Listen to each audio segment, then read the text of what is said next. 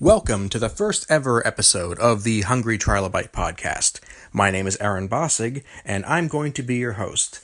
The goal of this podcast is going to be to showcase some names and personalities you might know from things like comic books, science fiction, video games, and that sort of thing. Please pay attention at the end of the episode for links to our show notes, to our YouTube channel, and to our social media pages. Without further ado, here is my first guest, Jerry Bennett. And we're here at Comic Art Scene in Oklahoma City with Jerry Bennett. And I want to introduce you, but I feel like I shouldn't because my wife has given the best introduction for you possible. Really? You are Oklahoma City's version of Kevin Bacon. Ha! Why did she say that? Because, and I completely agree with her, literally everybody I run into, if I mention I know you, they're like, oh, I know him from. Whether it's your professional life, your personal life, your life in the community, everybody knows you somehow, and it boggles my mind. But he's the guy you want to know. That's amazing. Yeah, I guess I've ran in a lot of circles. I've gotten to experience a lot of things, and considering all my roots have been in Oklahoma since day one, it doesn't surprise me that there's so many circles that I've been involved with over the years, over all the 48 years of my life, and it's given me an opportunity to really get to know a lot of different people, get to know a wide variety of amazing personalities. There's just been a wealth of interesting people in Oklahoma. I don't think people realize the deep culture that Oklahoma does possess. And it's I'm sure the first. Snide remark would be a redneck culture, but that can be found too. Obviously, it's here, but I have family. That's not the end of it. No, it's not. There's an amazing amount of culture. In fact, just in the last 10 years, art I feel like has really just blossomed. And it's been planted. It's been planted for decades, and I feel like we're seeing all of that blossom now in just an amazing.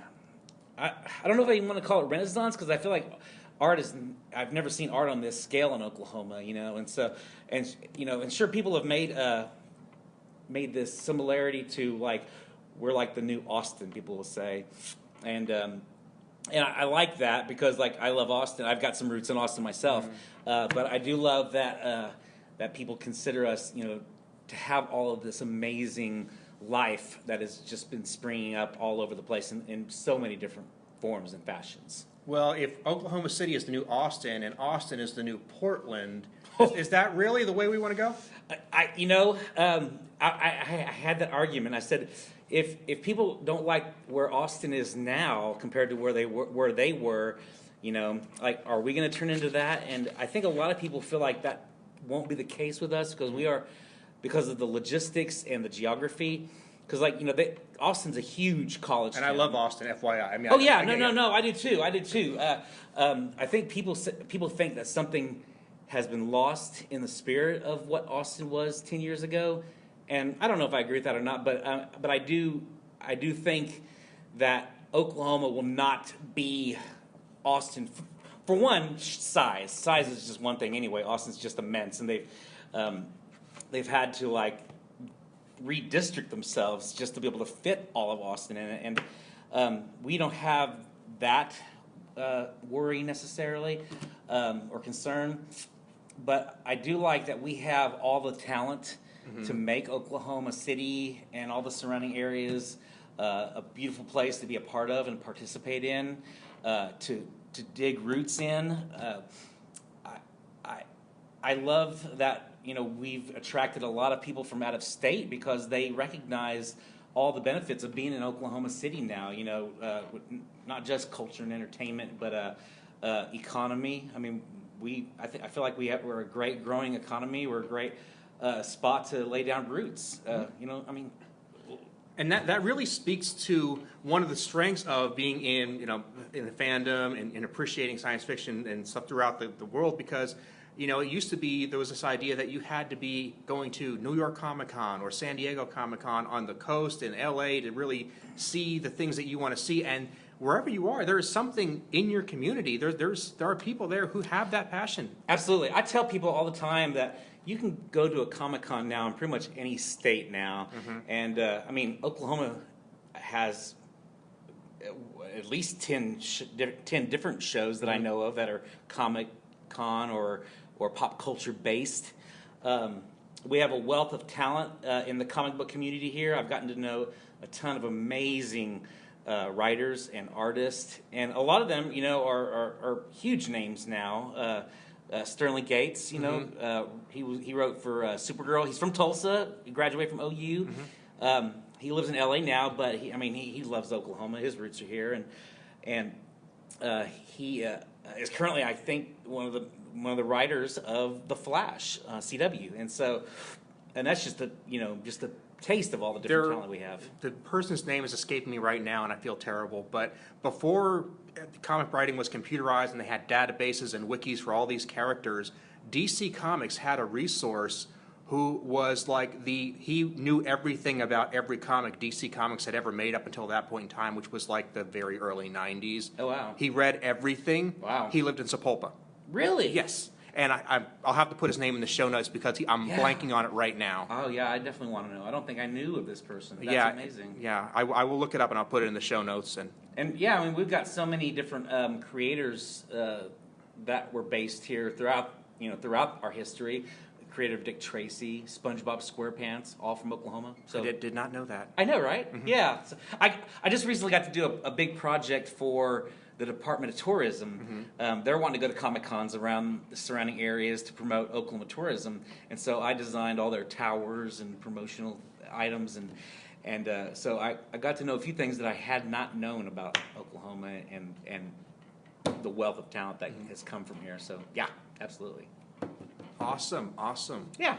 And so, I mean, and honestly, you know, this artist residency is proof that our arts have really just grown to a point of taking on art that I didn't think, you know, the mainstream culture considered a viable part of the arts community, and they really have accepted comic art as, and I'm proof of that. So now I get to be the artist resident at the Skirvin Hilton this year. If somebody's watching us from Sheboygan or Tokyo or something, they don't necessarily know the Skirvin Hilton. The Skirvin Hilton is debatably the nicest hotel in Oklahoma City. Oh yeah, no doubt. I mean, I don't know how many 5-star hotels we have in the area, but this is one of the very few, and the historic nature. I was going to say it's historic. It's a landmark. Oh yeah, because there are very few. This is Oklahoma's equivalent of staying at the Waldorf or the Statler. Exactly, that's exactly right. Yeah, some guests that had come in saying, I feel like this is the building that the Ghostbusters would have run into, and like, well, yeah. In fact, I'm even drawing a Ghostbusters themed Skirvin piece. Yeah. Okay. So yeah. I've got a Tulsa bit for you here. Okay. The towers right by Oral Roberts University, yes. the Cityplex towers. Yeah. Somebody asked me to describe them. Okay. And I'm like, well, it's a giant, the aesthetics are interesting, let's put it that way. It was designed by a religious eccentric and it makes no architectural sense. It's essentially the apartment building from Ghostbusters. I know, right? It's Oklahoma Spook Central. So, yeah. Which I love. I mean, there's very few. I mean, you know, we had some great examples of amazing architecture before the 70s. You know, there were so many amazing pieces of architecture that was in downtown Oklahoma City before they got torn down for urban renewal. But the Skirvin is one of those pieces of architecture that has remained to this day, and you know it had been closed for a number of years, and the Hilton finally bought and renovated with the help of Oklahoma City, and so yeah, now it's an amazing place, and that they have this space to offer an artist to do their thing, and so it's a huge blessing for me. Fantastic, yeah. Fantastic. So, what's your plan for the day? You've got all these great comic panels laid out here. You got some of your prints, and people are going to be coming in to watch what you're doing. Yeah, I mean, this is kind of like my normal day. I get to be here for a longer day today, being a Saturday. The Skirvin likes for me to be able to spend some time with the guest, and the guests are usually more open or available around evenings and Saturdays, because that's when people stay at hotels usually. Right. And so I'll usually be working on stuff. I got several projects that I'm working on, several different comic book projects, a few commissions, just a few one-off, just having fun with comic pieces. And in the meantime, people can come in and watch me work, or they can come in and look at my gallery. They can buy prints. They can just look at my prints. They can talk art. I love to talk shop about comic art and the history of comics. And then I have all these fun activities where kids of all ages and sizes can come and learn different aspects of creating comic art. Fantastic. Yeah, it's amazing. And that's one of the things I like about you personally. I mean, I've talked to a lot of comic artists, and I like them all for their own reasons. What I love about you is that you have a real talent for grabbing those young minds and pushing them in the direction of developing theirs. Well, thank you. And you're quite welcome, but thank you for doing that. Oh, it's a huge blessing to be able just to share my love of comic art and encourage people in their art. Especially I get a chance to do a lot of school visits or invite schools to come visit the studio, and so I've had art clubs from different places. I just went to my alma mater, USAO, and did an art lecture talking about life after college. Like what it takes to succeed. How to make it. And then I got to do like this master class.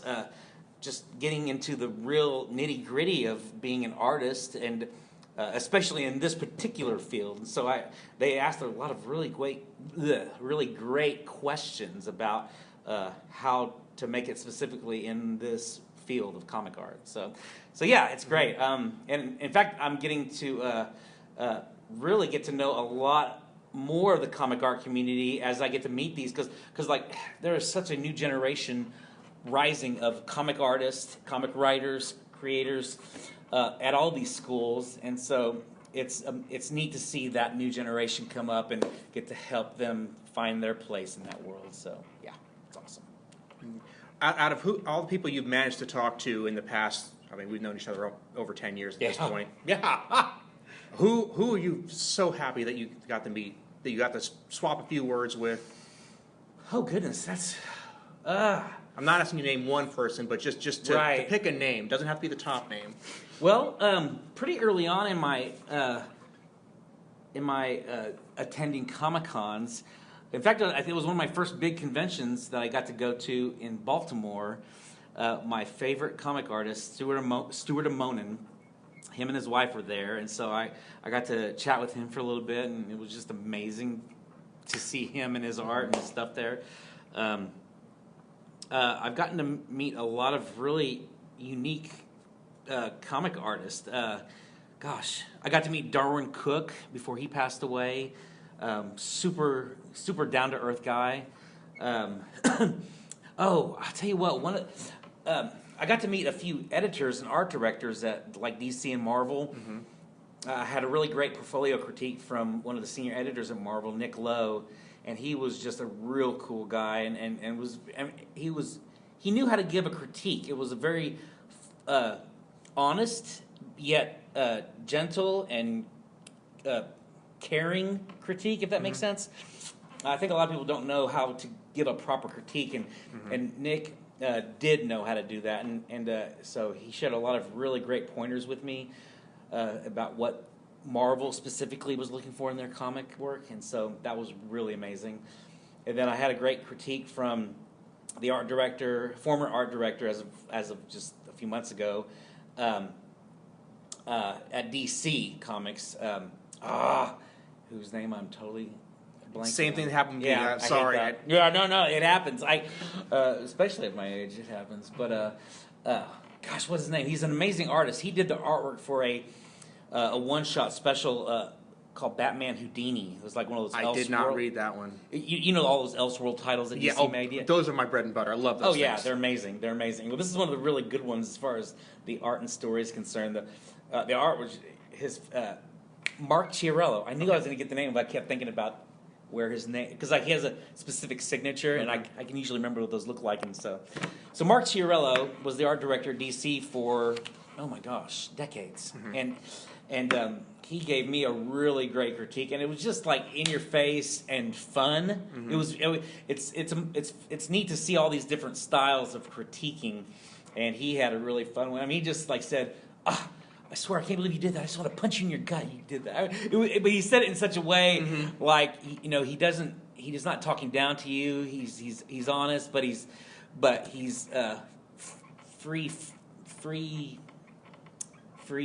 freewheeling. I don't know. I can't think of a better word, but it was just a really fun critique, and I walked away learning a lot from him as well. And so it was amazing. So they're among some of my favorite people that I've met, and locally, I mean, there's a treasure of people that I've met here. In fact, one of them. He had a show just this week.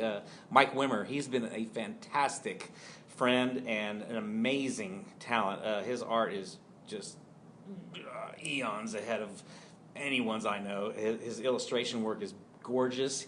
He has a show he just recently opened called I Will Work For, and he had a number of people.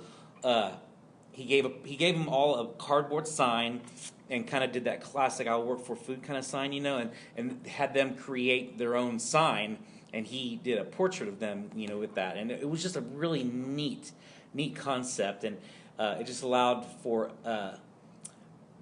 just for us as a culture just to know, what kind of stories we are wanting to participate in, the kind of stories that we want to tell, and be a part of. And so it was just a neat show to see his and he's delved in so many things. Like he designed a bunch of illustration work for those Celestial Seasonings tea boxes. He did the art for a bunch of those, and the Lion King soundtrack art. He did the art for the soundtrack, the original one. You have any big projects coming up? Oh yeah, I'm actually working on 3 comic book projects right now, and so it's taking up a lot of my time. I just finished up a lot of commissions that I've been trying to catch up on, getting those out of the way so I can focus on those comic book projects. One of them's a super fun collaboration with Charles Martin of Literati Press.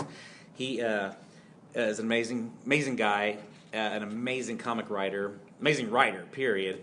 But he loved one of my stories that I've had a concept for a while, and he had been wanting to collaborate on a project for some time with me, and I was stoked that he wanted to. And so when I showed him that story, he was totally on board, and so he's been writing some amazing scripts for it. And so that's one of the things I'm really working on.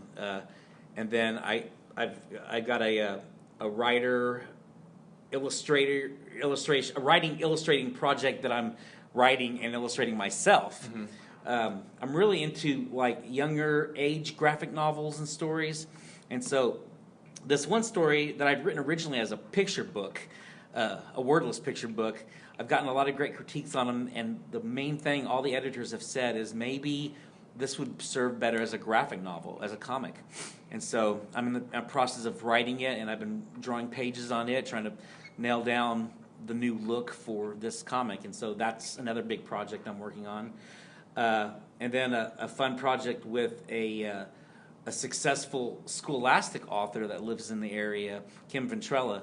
Her and I have a fun project that we've been wanting to work on. So I've got my irons in lots of fires. So it's super fun to be just busy with things. And then I got so many other projects that I've been wanting to do.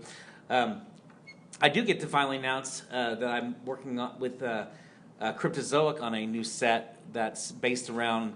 I'm doing sketch cards for their trading card set called Superheroes and Villains of the DC Cinematic Universe. Oh, awesome! Yeah, so you get to do the cinema versions of the classic characters. Exactly. Yeah. So that's fun. Anything from Batman Begins to Shazam. So yeah. See, I would want to go totally old school, which is probably why they didn't pick me. I would too. I mean, like, of course, I would love to have drawn like a Jack Nicholson Joker or Christopher Reeve Superman, But I'm a Robert Lowry Batman guy. I know. Oh my! Oh, you're old school. Oh, very, very. You are old school. I love it when people are like, "Dude, Batman." The first time they showed Batman was in when Adam West like, no. You're about 2 decades too late. Thank you very much. I would love to someday do just this collage piece of all the different Batman actors or all the Superman actors, because that's a wealth of actors that have portrayed Batman or Superman. Because I think wasn't there a Superman before George Reeves even? There was Kirk Allen. Kirk Allen, yeah. So yeah, it's I mean, if you watch it now, it seems so.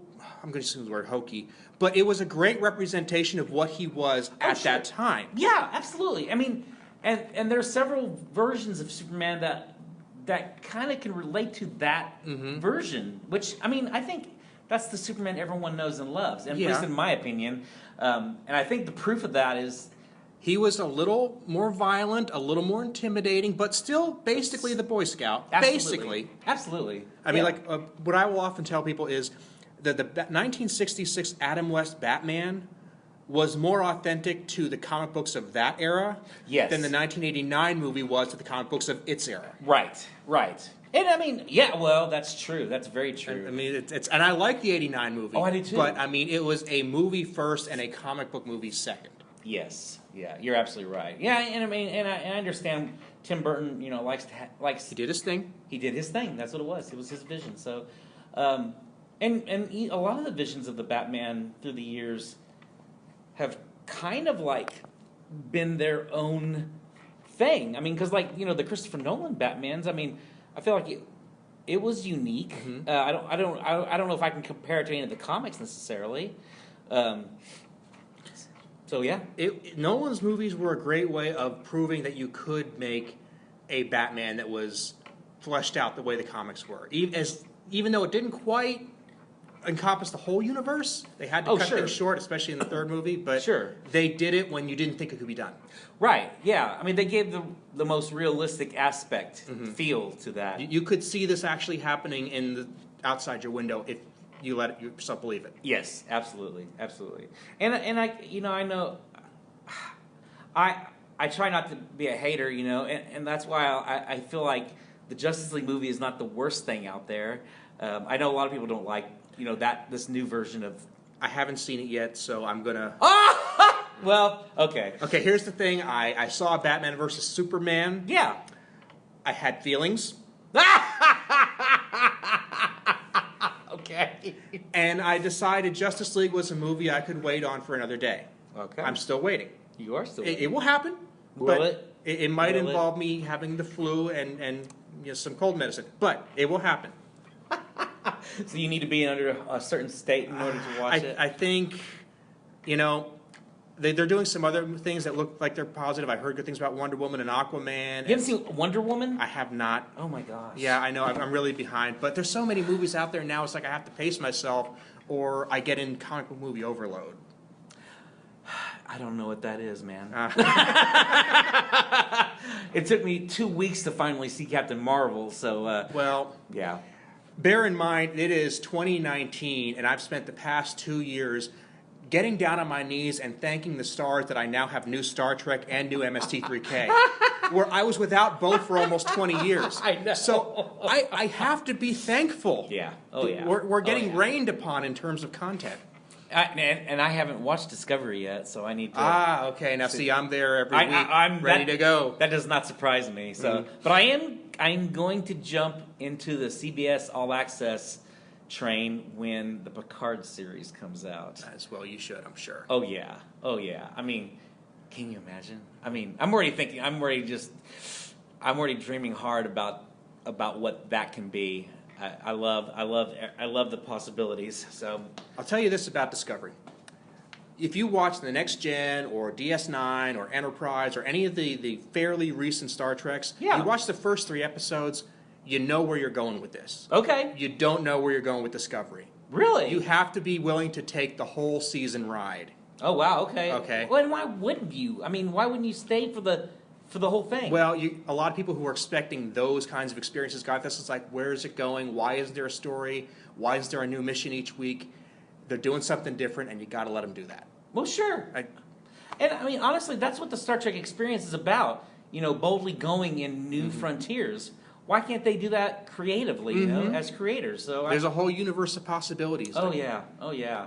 So and I'm one of those guys who really likes. I've seen pictures, obviously, and I like the design of the Klingons. I haven't seen much about I mean, like as far as the actual episodes in the story, I don't know much about them, but the design, they look amazing. So there's going to be, of course, haters about new designs of that Klingon world, and because I mean, obviously we're all thrown when we saw the J.J. Abrams version of Klingons. Yeah, which I was a fan of that. I was personally. too. Yeah. I was too. I thought it was great. So yeah, I was really sad that they didn't go further with the Klingons for Star Trek 3. Which, I mean, not that I'm against Star Trek 3, but I figured that would have just been the next step, But so yeah. Lots of things. You've got people coming in shortly, and I Yeah. want to let you go. Okay. But now, people are going to want to know where they can get a hold of you. So where can they go to get more Jerry Bennett? Okay, I'm most involved with my Instagram, so that is at artist Jerry Bennett with 2 T's at the end. And I do have a Facebook with the same name, and that's pretty much it. And you can message me through those if you have questions or anything, or just feel free to follow. I'm always putting up new art, new pieces. They can order some of these awesome prints through there. They can. I do have an Etsy store, and so I have a TeePublic store. So I have a ton of T-shirt designs based on a lot of my prints, and so they can go to my TeePublic store, which is also artist Jerry Bennett. I think my Etsy is also artist Jerry Bennett. I'm trying to stay to a theme, obviously. They will. All this will be in the show notes, so don't worry about that. Awesome. Okay. Awesome. Thank you so much, man. I would love to have you back anytime. Really appreciate it. Thank you for having me, man. Absolutely. Rock on. And that concludes our first episode. I would like to thank you all for listening, and I would like to again thank Jerry Bennett for being the first guest on the Hungry Trilobyte podcast. If you'd like to get more, we have our show notes at my website, www.aaronbossig.com.